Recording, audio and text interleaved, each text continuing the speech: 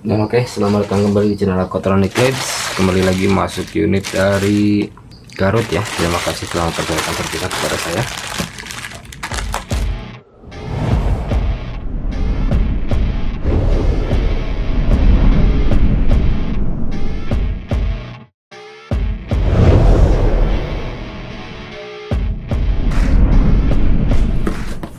Saya bongkar.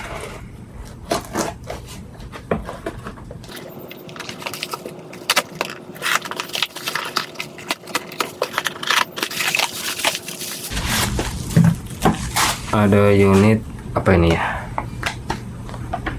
Redmi Note 10 dengan kondisi saat ini yang saya terima mati total, tidak ada tanda kehidupan sama sekali ya. Saya bongkar.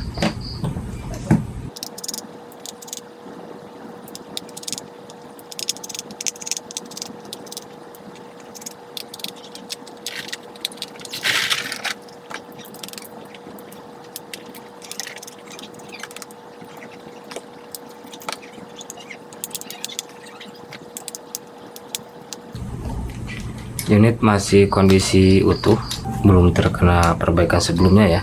Saya coba analisa dulu kerusakannya via arus power supply. Saya pasang arus power supply.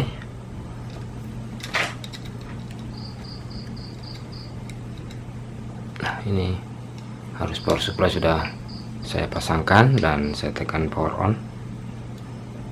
Ini ampernya gantung di 0,02 ya. Ampere menunjukkan kerusakan umum di seri ini, yakni CPU bekerja namun data tidak dapat diproses. Kerusakan banyak terjadi di area SOC, sudah mulai kekurangan koneksi ya. Ini saya bongkar semua.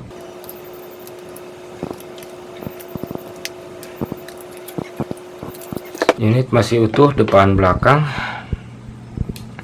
Saya masuk ke tahap penanganan saja. Saya tangani, mudah-mudahan unit masih dapat terselamatkan.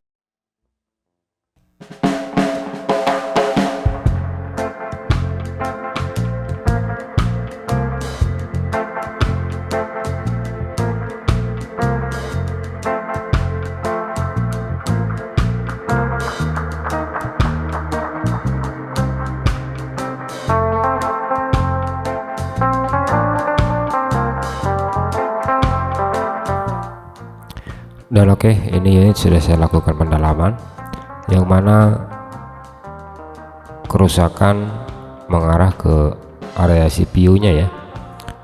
Ini arus di ampere meter menunjukkan ampere gantung,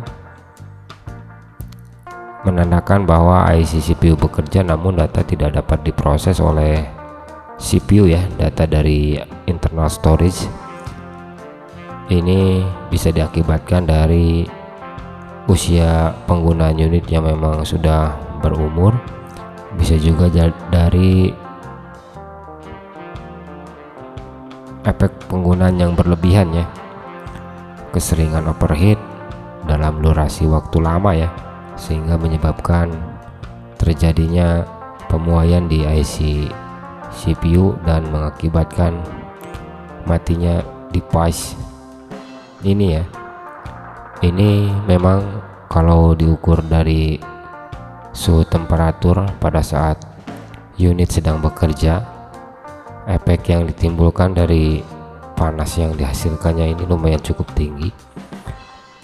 Jadi sangat rentan sekali untuk tipe ini bermasalah di IC CPU nya ya.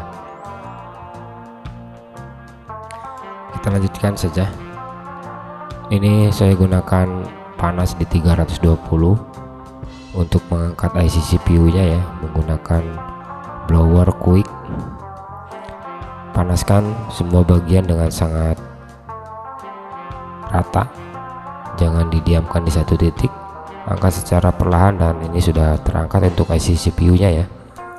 Lanjut, saya bersihkan sisa timah dan lem yang masih menempel di PCB. Gunakan flux dan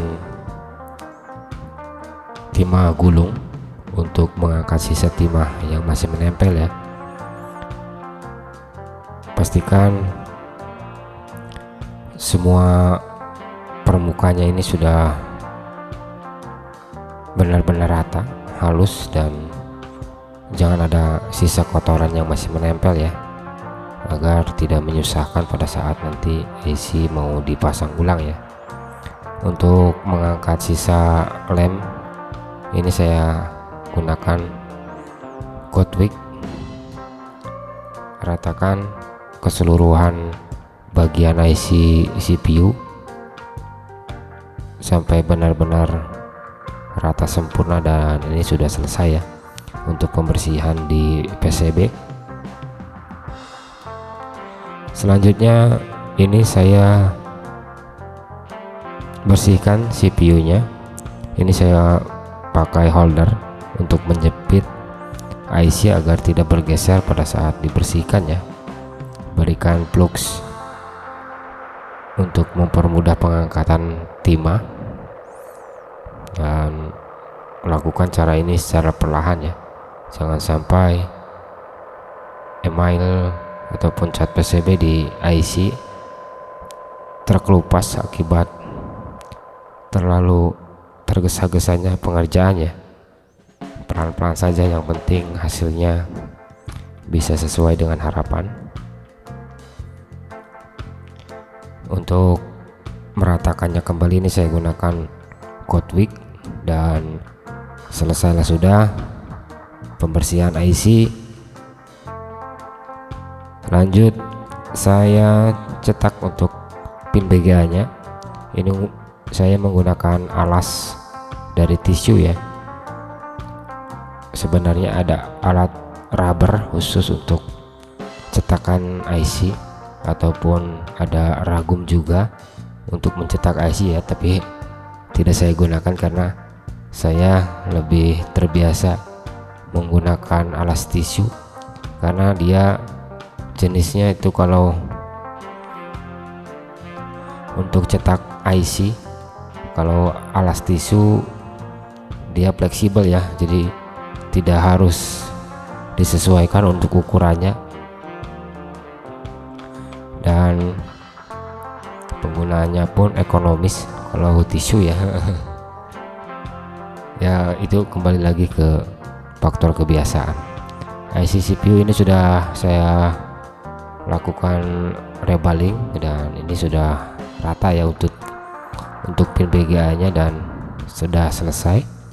Selanjutnya ini saya pasang ke PCB kembali untuk IC CPU nya ini. Pastikan pinnya sudah benar-benar rata sempurna.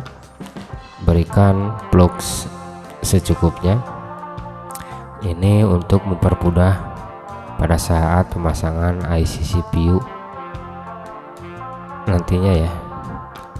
Letakkan IC CPU tepat di garis yang sudah disediakan. Itu garis untuk pembatas ya. Gunakan panas secukupnya saja. Yang penting CPU ini bisa menempel dengan presisi. Jangan terlalu panas, apalagi terlalu over ya. Panaskan perlahan, pastikan plug sudah keluar dari tepian IC dan gerakan perlahan. Selesailah sudah proses rebaling IC CPU ini. Selanjutnya kita uji apakah hasilnya bisa sesuai dengan harapankah. Kita lihat saja.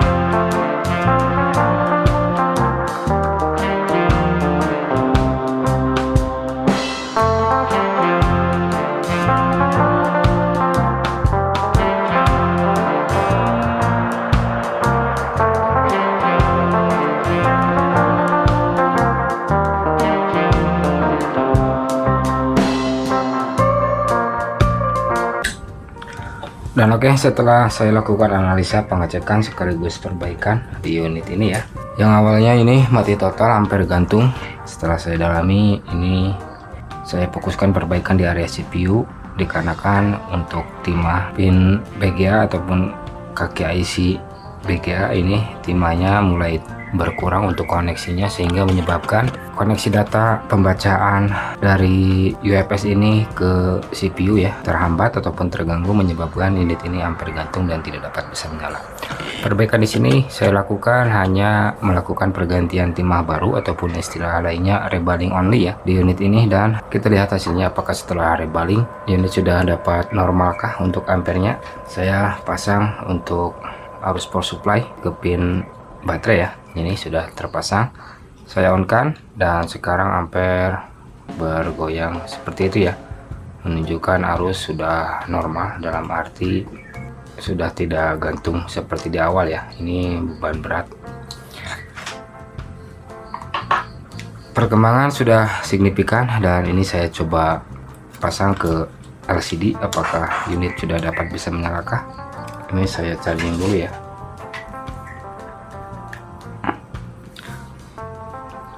Dan sekarang logo Mi pun sudah muncul, artinya perbaikan di CPU only sudah dapat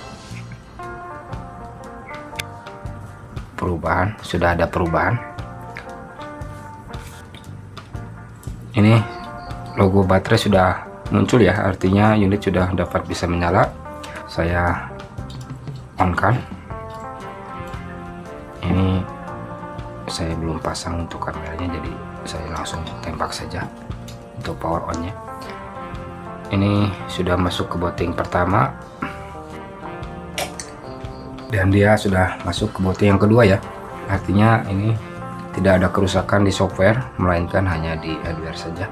Untuk softwarenya ini tetap aman, data tetap aman, tidak terganggu dikarenakan perbaikan hanya rebaling only, tidak mengganti part ya. Dan oke, ini saya lengkapi dulu keseluruhan part sambil menunggu konfirmasi kunci layar, sementara perbaikan sudah sempurna.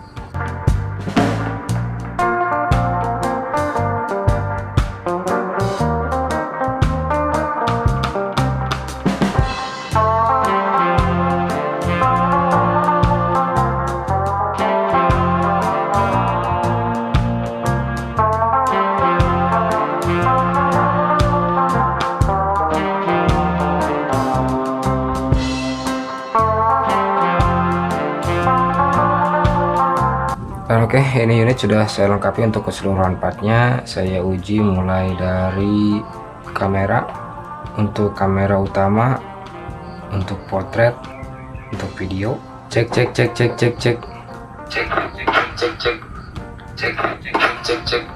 Untuk perekam video normal ya. Dan untuk kamera depan,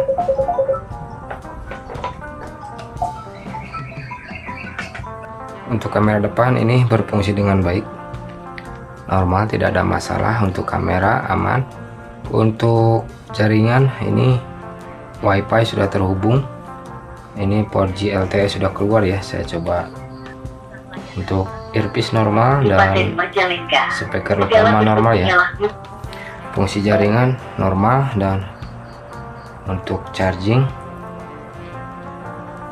ini charging normal ya, karena tadi bisa berjalan untuk indikatornya.